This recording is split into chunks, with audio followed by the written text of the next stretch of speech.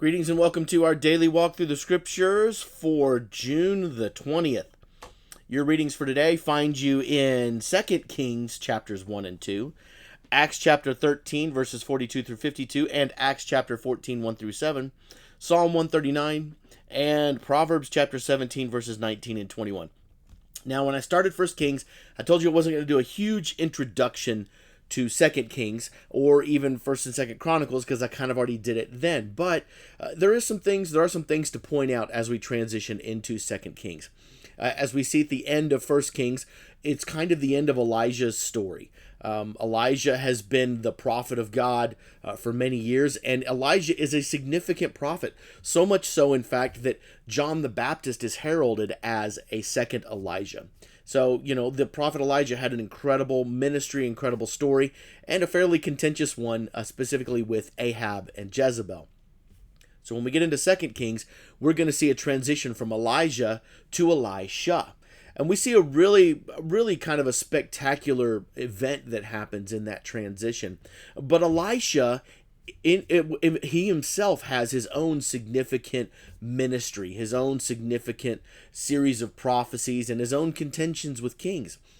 But Elisha has a little bit more significance than that, because Elisha is actually kind of the end of the covenant era with Israel. What I mean by that is that when Elisha goes, we're going to start to see a transition, and we're going to see Israel actually end up being captured and being taken.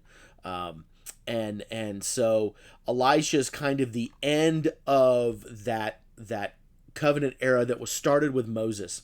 And even they're walking, Elijah and Elisha's walking in the accounting of 2 Kings is significant because they go from Gilgal to Bethel to Jericho, and then they parted the Jordan, and then they entered into the promised land. This mimics the Israelites and Joshua and their entrance into it.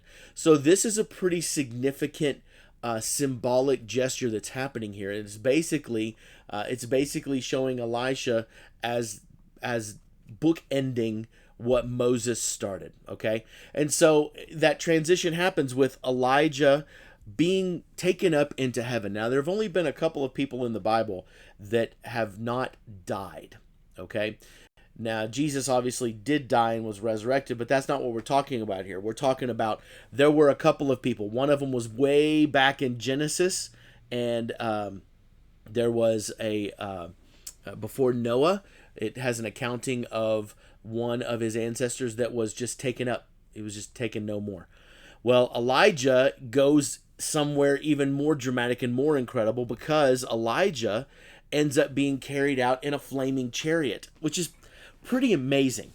But that chariot of fire has some significance, because as Elijah was leaving, Elisha knew it.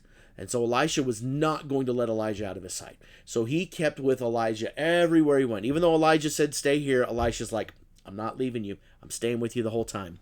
So finally, Elijah knows that it's time, and he looks at Elijah and he says, looks at Elisha and says, "Is there anything I can do for you before I go?" And Elisha asks for a big question, a big ask. He says, "May I have a double portion of your spirit?" In other words, you have been an amazing prophet of God. I want to get double what you have.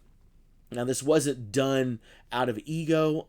This was just simply done out of exuberance and a desire to continue to carry on Elijah's mantle.